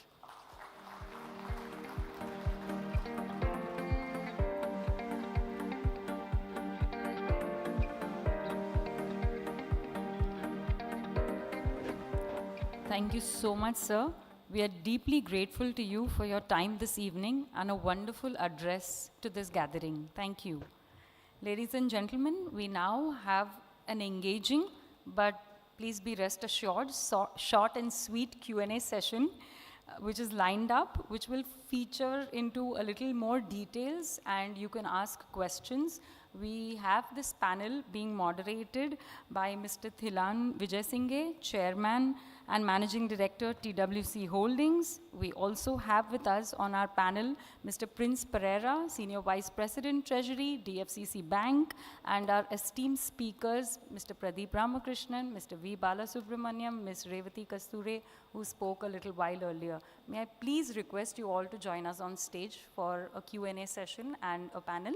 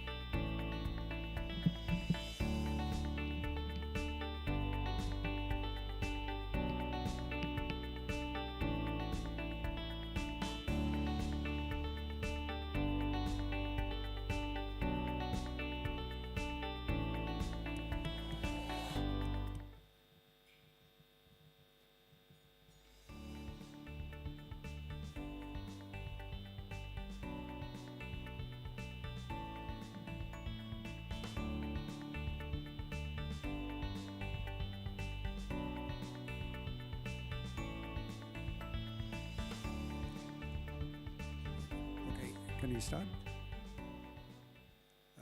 Good evening, everyone. As mentioned, we will be short and sweet, and most of the time would be spent getting your questions. But for me to put this particular discussion in context, it will not be a moderated session, but primarily a Q&A session.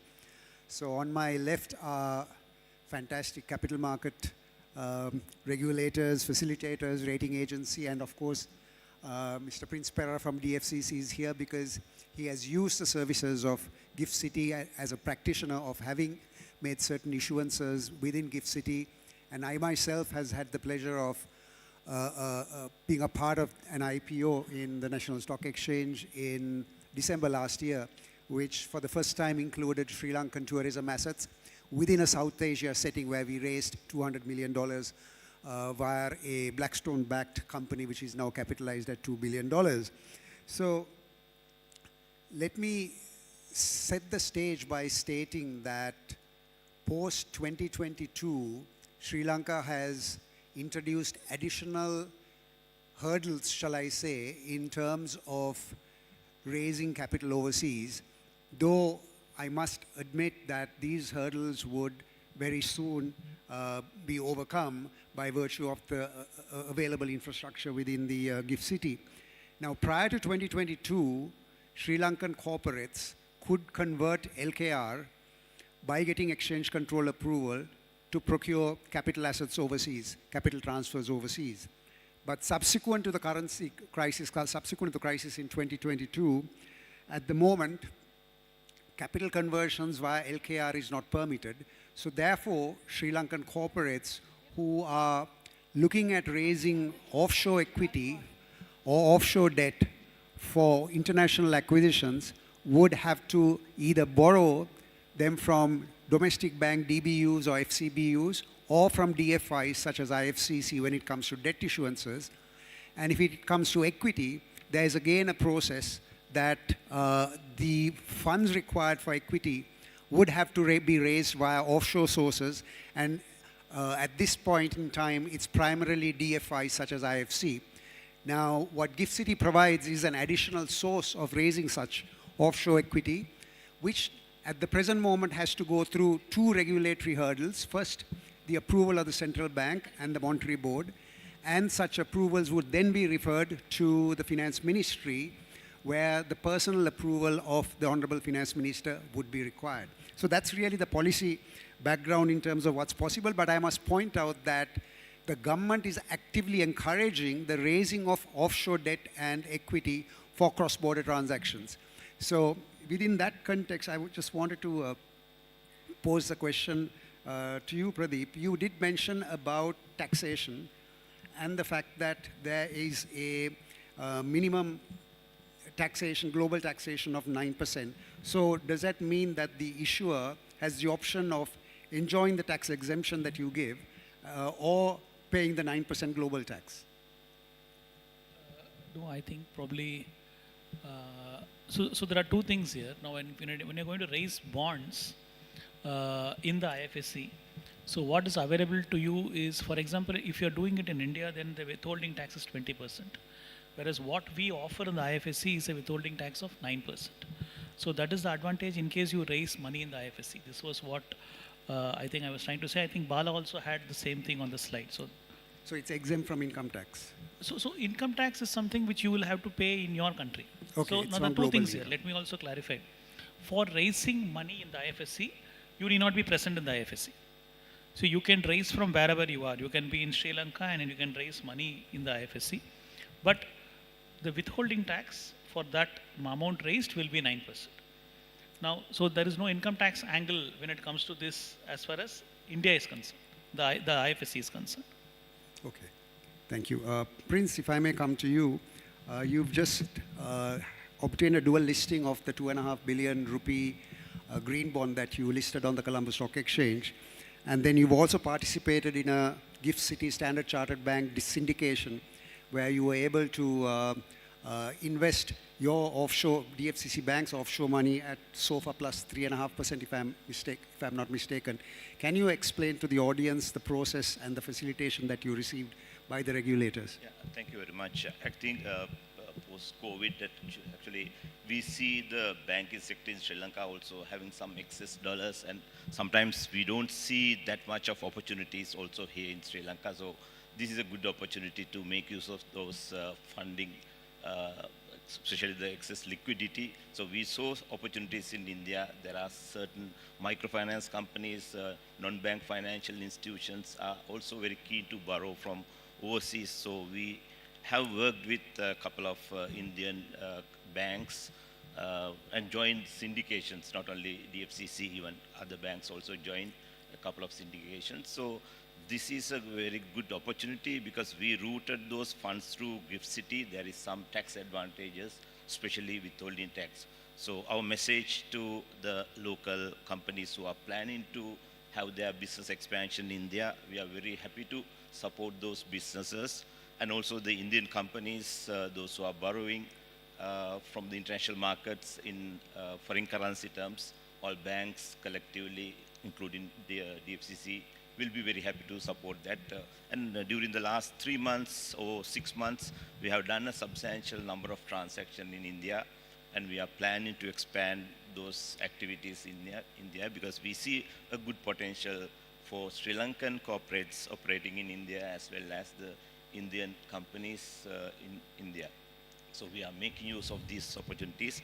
With regard to the green bond issuance, now that we have listed our first green bond in Sri Lanka, we have had another listing in Luxembourg, and we have raised funds in Luxembourg. Probably the post-COVID, this is one of the first instance where Sri Lankan institution raised funds from overseas. Even given the current economic conditions and the low rating, we managed to get funding from the impact funds. There's a good market for all corporates as well as for the banks to raise funds. So Gift City is also an opportunity what we see. So this is why next Monday we have a dual listing in Gift City. So basically we are complying with the Gift City regulations. So this will be a good story for all banks as well as the corporates in Sri Lanka to raise both debt and equity. That will be very supportive for economic growth, because one area is banks in Sri Lanka will find that with the credit expansion going forward, raising capital is very important. So this will be a good opportunity which we are going to explore going forward. Thank you. Thank you. May I pose this question to you, Bala? I've noticed that the issuances in terms of interest rates has ranged from about 4.5% to 9%, primarily by Indian issuers.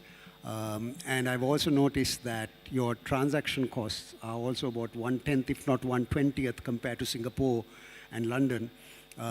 Can you just elaborate in terms of minimum issue sizes and the aspect of transaction costs, whether it will remain as low as it is, and give some indication on that? So I will answer this question in two parts. First is, India always takes pride in actually providing the most efficient and at the lowest cost any possible service. And I think at NSE, one of the things which we do is a listing on NSE, traditionally in India, has been 1/100th of the price of listing in a New York Stock Exchange. So this is just to give you an idea in terms of how cheap our services are. And I think the same philosophy we want to carry at the NSE IX. There are the first world markets normally charge a very large, huge premium for the service which they do. We want to make sure that we can give cost-efficient service, but at the same time, we want to give, if not the same quality, some better quality in terms of service to the issuers and the investors. So I think that is something which is what makes India click, and that is what will make GIFT IFSC also click, and that is something which we are very steadfast about.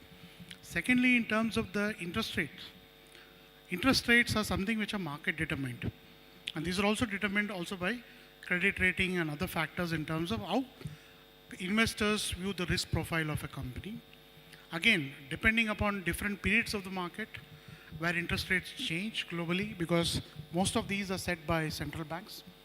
So there are always windows of opportunity where there is a lead lag effect for interest rate in, say, a global currency or a dollar market versus the local currency, because the two central banks in these two countries may actually have a lead lag effect. And these are very good times where issuers can, which are the smartest, I will call the investors, they can take advantage of this difference and they can figure out where they can raise money.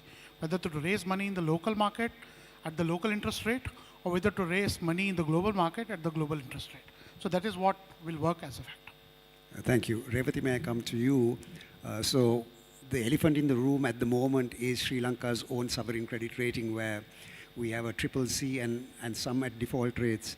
So my question to you, obviously Sri Lanka is on the up. I think once we restructure the Sri Lankan Airlines sovereign bond, certainly there will be a credit rating jump. Now, when you carry out credit ratings, do you carry it out in an unsolicited manner, or is it that the government and the finance ministry has to invite a company such as CareEdge to carry out a credit rating for the sovereign? Because I see that as a sine qua non for our corporates to make issuances in GIFT City. So, thank you for the question.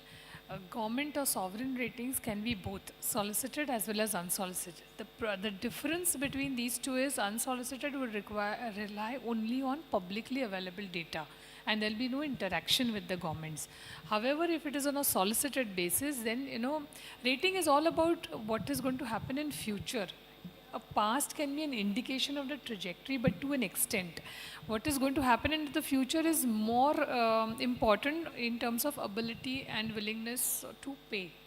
And that's why the publicly available data will give you only as much vision in terms of what's going to happen in future with respect to the government's own policies and the policies of the central bank in terms of taking the country ahead. So, a solicited rating is always close to the actual rating than an unsolicited rating would be. So essentially, the Ministry of Finance would have to invite you to provide a country rating. My final question, I did not hear anything about dispute resolution. Now, within the GIFT City, would you have an international arbitration center or your own court system? Because in India, like Sri Lanka, is famous for protracted litigation. So, Thilan, we are working on it. We should be having an arbitration thing very shortly. So presently, the entities are free to choose their arbitration locations. We have seen some of them have chosen Singapore. Like for example, I've noted that in a few private placement documents that have gone through. So we at India have a local arbitration conciliation act, but that of course we'll have to sort of make changes to sort of suit this place. We are on the job. We should be having it very soon, and we recognize that it's an important part, an integral part of financial center. And finally, you mentioned about how the IFSCA has entered into partnerships with the Singapore Exchange as well as, I believe, the Mauritius Financial Services Commission in terms of cooperation agreement. So we have MOUs with a lot of countries, and these MOUs are largely on the for the purpose of sharing information, right? So particularly when it comes to combating financial crime and all that, we are a member of the IFSCA, International Organization of Securities Commissions, and one of the things of becoming a member of the IFSCA requires you to ensure that you share information as and when it is needed. The advantage of having separate MOUs gives a small fillip rather to a fund or something to sort of market. I wouldn't use the word passporting. Passporting would entail something completely Sorry, different. my question was leading to the potential collaboration with the Colombo Stock Exchange. The chairman is here and so is the DG. Because the CSC has yet to issue a dollar bond, but I believe they are working on it. Maybe even the chairman can elaborate on that. But just wanted to see whether that is something that you would look at entering into some sort of a MOU to see how collaborations can happen, as the minister pointed out, on dual listings. So from the point of view of entering into an agreement with the Colombo Stock Exchange, in fact, we are a regulator. We will enter into an agreement, an MOU with your SEC, the SEC of Sri Lanka. So that is how we will enter into you. But I think Bala can throw light on the thing with Colombo Stock Exchange. I think I already covered it in my slides. As I said, we are open to more partnerships. And definitely we want to partner with Colombo Stock Exchange because we think it's a good way for cross-border flows to come. And I always believe that capital market cross-border flows will grow based on the growth of the trade. So if India and Sri Lanka's trade starts growing, the capital market flows will automatically follow as a consequence. And that is why I think it's high time that we actually start cooperating on these areas. Thank you. So on that note, I'd like to open the question, to questions to the audience.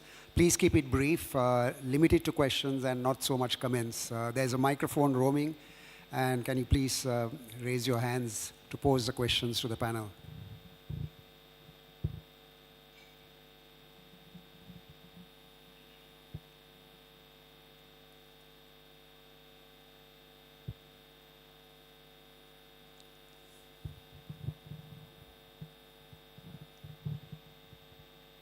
Anyone? No? Yeah, so that's fine. I think we've spent quite a bit of time, but at the same time, I'd like to thank all the members of the panel and have a good evening and kindly interact with everyone who's present here on the dais. Thank you very much.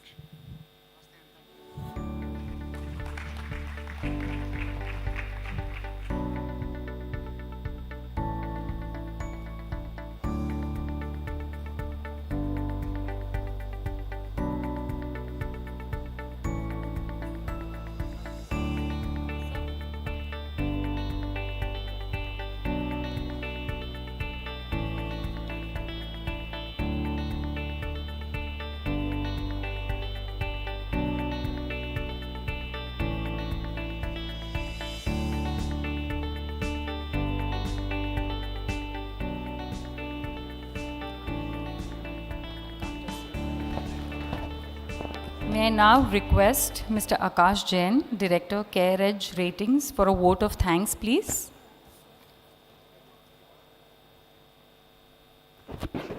Requesting the panelists to please continue being on the stage. We have to give a moment.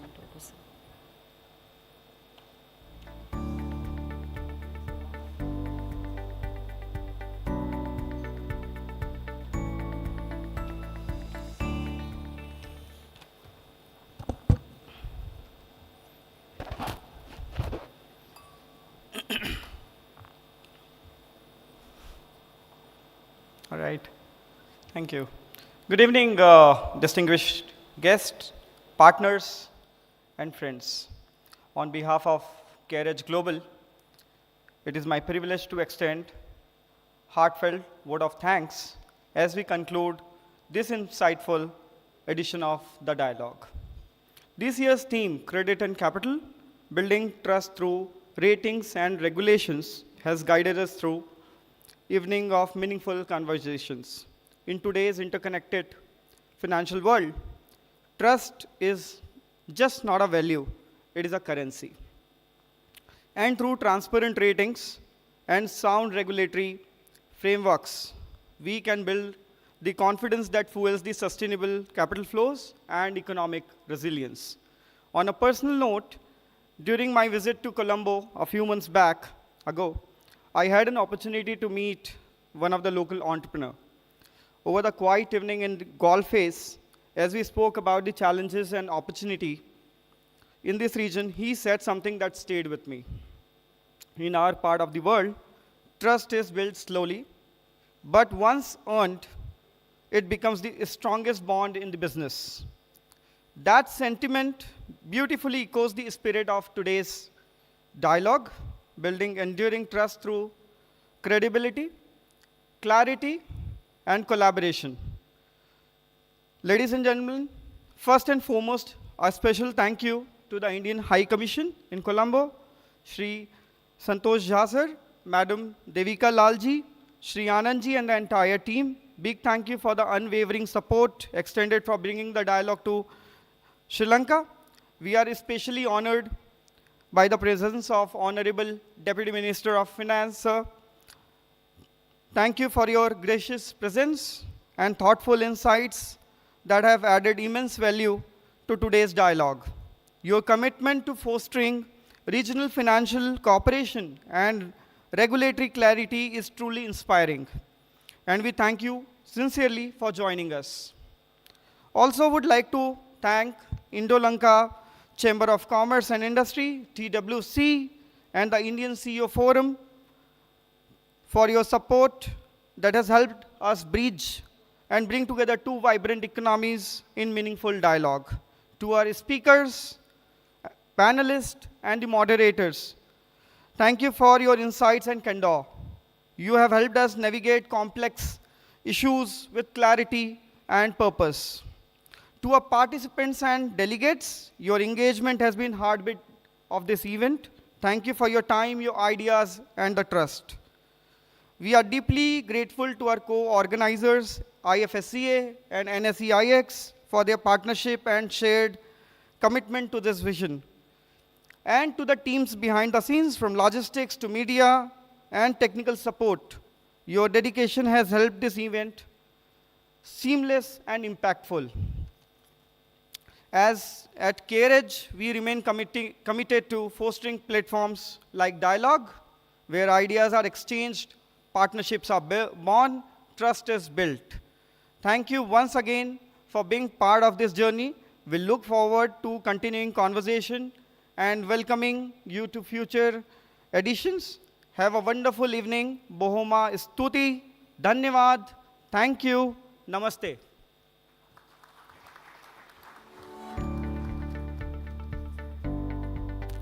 Thank you, Akashji. May I now request His Excellency Shri Santosh Jha to please join us on stage. We would like to present a joint memento, Pradeep ji, Bala sir, Revati ma'am, to Minister. Sir, could you please join us? We would like to express our gratitude with a small memento.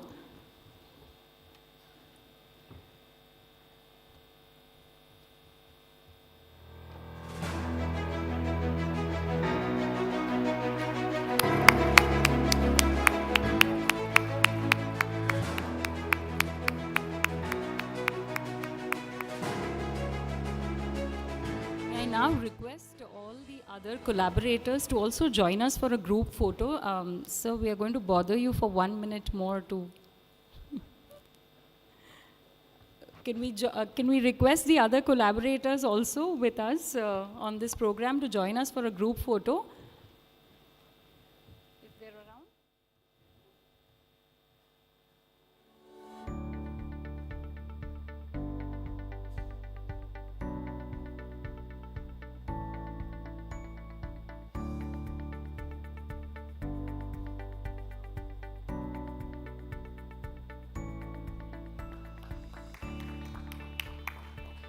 Thank you for being a wonderful audience. Dinner is waiting.